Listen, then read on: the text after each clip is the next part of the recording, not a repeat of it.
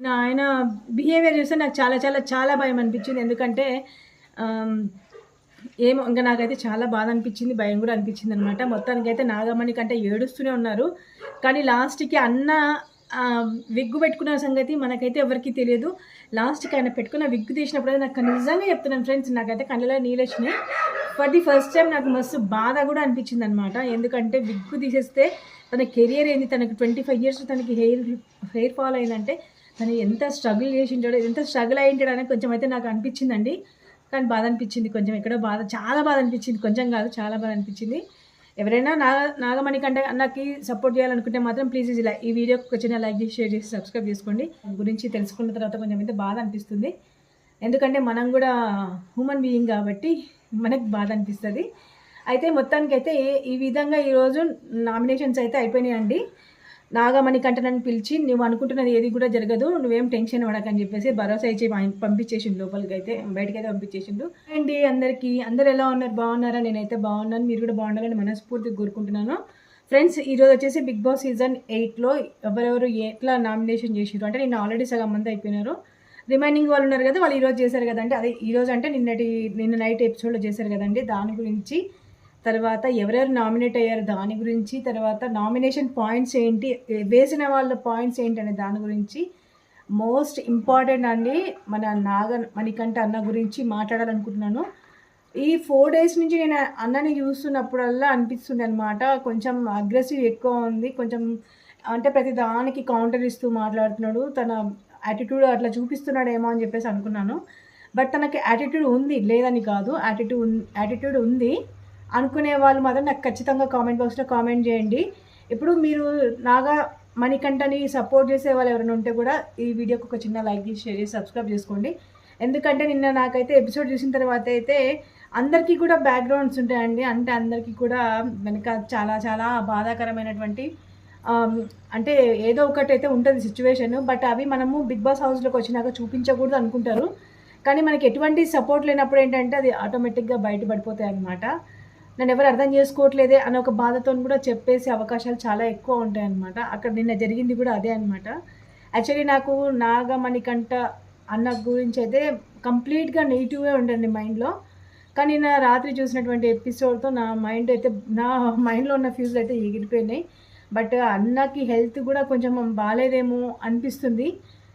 కానీ ఇప్పటి నుంచి కొంచెమన్నా మనం అంటే ఎవరైనా తప్పు మాట్లాడితే తప్పు అని చెప్పాల్సిందే. దానికి ఇంకా మనము మన బ్యాక్గ్రౌండ్ చెప్పి నాకు ఎవరు సపోర్ట్ లేదని చెప్పడం అయితే నాకైతే నచ్చలేదు. బట్ ఏంటంటే అన్నది స్టోరీ విన్న తర్వాత మస్తు బాధ అనిపించింది.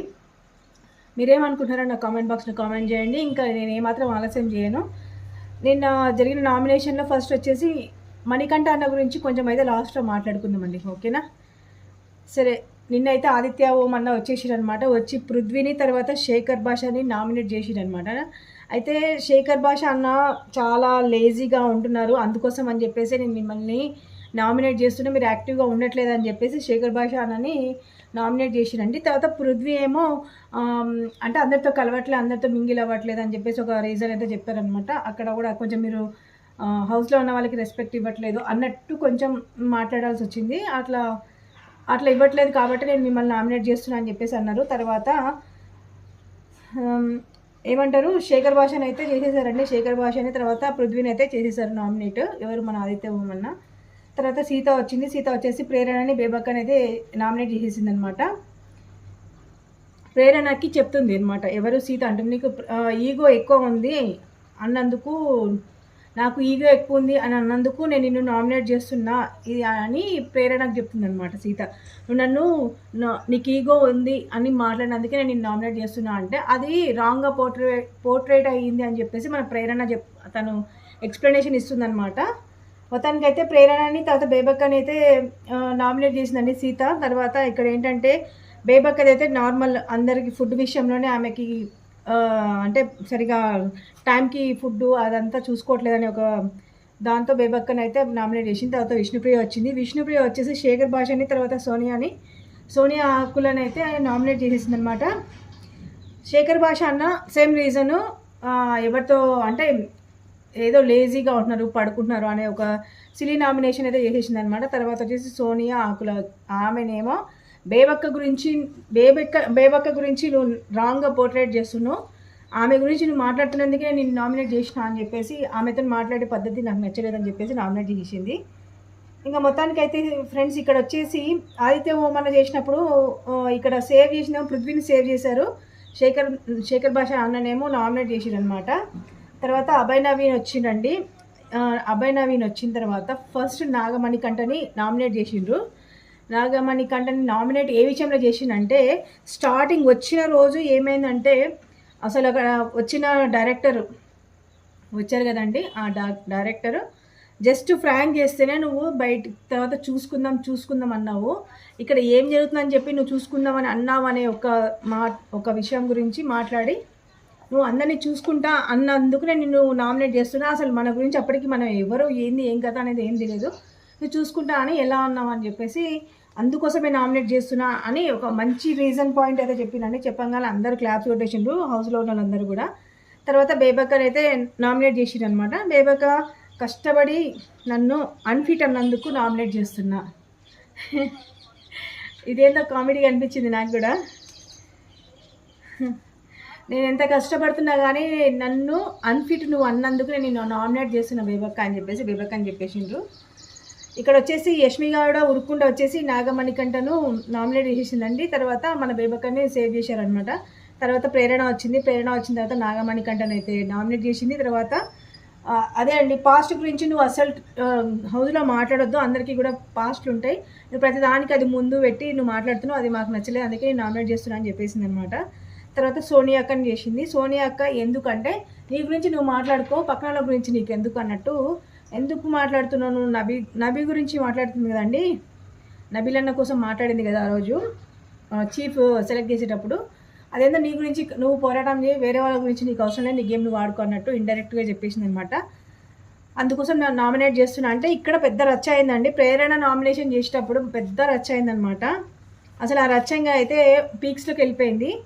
ఇంకా మన నాగమణికంఠ అన్న అయితే చాలా చాలా ఎమోషనల్ అయిపోయి మొత్తం ఆయన లైఫ్లో ఏమేమి జరిగిందో మొత్తం కూడా చెప్పేసిండు. అయితే తర్వాత నిఖిల్ వచ్చేసి సోనియాని నామినేట్ చేసిండు అనమాట. ఒక్క నిమిషం అండి చూస్తున్నాను ఇంకా అంతే. యష్మి వచ్చేసి విష్ణుప్రియని నామినేట్ చేసింది. తర్వాత శేఖర్ భాషని అన్నని వచ్చేసి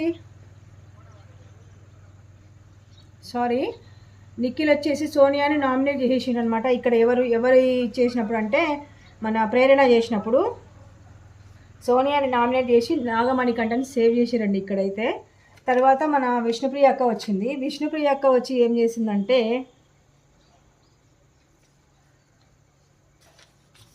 ఎక్కడెక్కడో రాసుకున్నా నాకేం అర్థం కావట్లేదు. తర్వాత విష్ణుప్రియ వచ్చేసి శేఖర్ భాష తర్వాత సోనియా అక్కని నామినేట్ చేసేసింది. ఇదంతా చెప్పేశాను కదా. ఇప్పుడు వచ్చేసి నాగమణికంఠ వచ్చేసిండు. ప్రేరణ అయిపోయిన తర్వాత నాగమణికంఠ వచ్చేసిండు. నాగమణికంఠ వచ్చేసి ఫస్ట్ నేను నామినేట్ చేస్తున్న కంటెస్టెంట్ వచ్చేసి విష్ణుప్రియ అని చెప్పేసి చెప్పారనమాట. విష్ణుప్రియని ఎందుకు నామినేట్ చేసిన అంటే స్టార్టింగ్లో వాళ్ళందరూ కూర్చొని మాట్లాడుతున్నప్పుడు మీరు కొంచెం సెన్సిటివ్గా అంటే తను నెగిటివ్గా అయితే అనలేదు, పాజిటివ్గానే అన్నది. కాకపోతే అది రాంగ్గా పోర్ట్రేట్ అయినందుకు అది రాంగ్గా పోర్ట్రేట్ అయ్యింది బయట కూడా. అంటే ఫెమినిన్గా ఉన్నావు నువ్వు అని కొంచెం లేడీస్ మనస్తత్వం లాగా అనిపిస్తుంది, మీరు ప్రతిదానికి ఎమోషనల్ అవుతున్నారు కదా అని చెప్పేసి ఒక వే ఆఫ్ టాకింగ్లో చెప్పేసింది. బట్ ఏంటంటే అది రాంగ్గా పోర్ట్రేట్ అయింది కాబట్టి నేను నామినేట్ చేస్తున్నా అంటే ఓకే అని యాక్సెప్ట్ చేసేసింది అనమాట. ఇంకొకసారి మాట్లాడాను. తర్వాత నేను నీ బిహేవియర్ ఇలాగే ఉంటుందని చెప్పేసి 3 days నేను నీ చుట్టే తిరిగాను, ఇంకేమన్నా నీ దాంట్లో నెగిటివ్స్ కనిపిస్తాయా అని అంటే ఇంకా విష్ణుప్రియ అయితే అక్కడ చాలా బాధపడిపోయింది అనమాట. అంటే దీనికోసమే తిరిగావా నా చుట్టూ, ఫ్రెండ్షిప్ కోసం కాదా అన్నట్టు విష్ణుప్రియ అయితే ఏడ్ చేసిందండి. తర్వాత వచ్చేసి శేఖర్ భాషని అయితే నామినేట్ చేసిండ్రు. ఎందుకు అంటే మీరు హౌస్లో సీరియస్గా ఉండట్లేదన్నా, అందుకే మిమ్మల్ని నామినేట్ చేస్తున్నా అని చెప్పేసి శేఖర్ భాషని అయితే నామినేట్ చేసిరండి.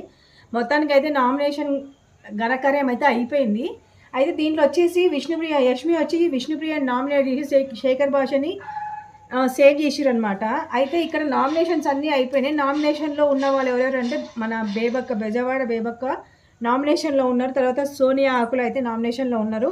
తర్వాత శేఖర్ భాష అన్న నామినేషన్లో ఉన్నారు. తర్వాత విష్ణుప్రియ అక్క కూడా నామినేషన్లో ఉంది. తర్వాత పృథ్వీ అన్న కూడా నామినేషన్లో ఉన్నారు, తర్వాత నాగమణికంట కూడా నామినేషన్లో ఉన్నారు. ఈ నామినేషన్ ప్రక్రియ అయిపోయిన తర్వాత ఫ్రెండ్స్ ఒక బీభత్సమైన విషయం అయితే జరిగింది. అది నాకు ఇప్పుడు కూడా తలుచుకుంటే మస్తు బాధ అనిపిస్తుంది అనమాట. అది నాగమణికంట అన్న గురించి మాత్రమే మాట్లాడాలనుకుంటున్నా.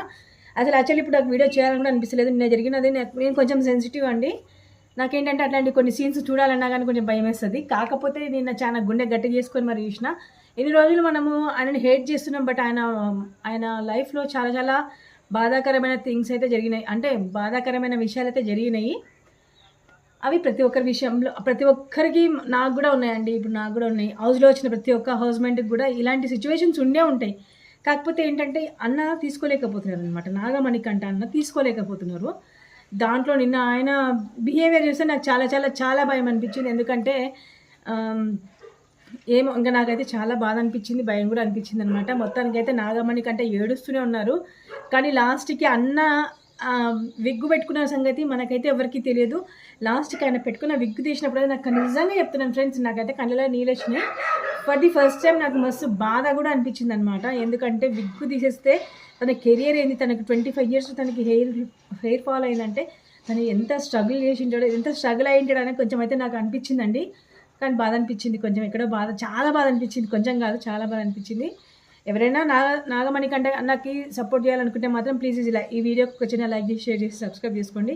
నాగమణికంట అన్న అసలు ఏడవడం అనేది ఆపట్లేదు. చాలా ఏదో ఫీల్ అయిపోతున్నారు. ఇంకా తట్టుకోలేక అప్పటికి నిఖిల్ అన్న వచ్చారు. ప్రతి ఒక్కరు కూడా హౌస్మేట్స్ అందరు కూడా వచ్చి నాగమణికంటని ప్యాంపింగ్ చేస్తుంటే కూడా ఆయన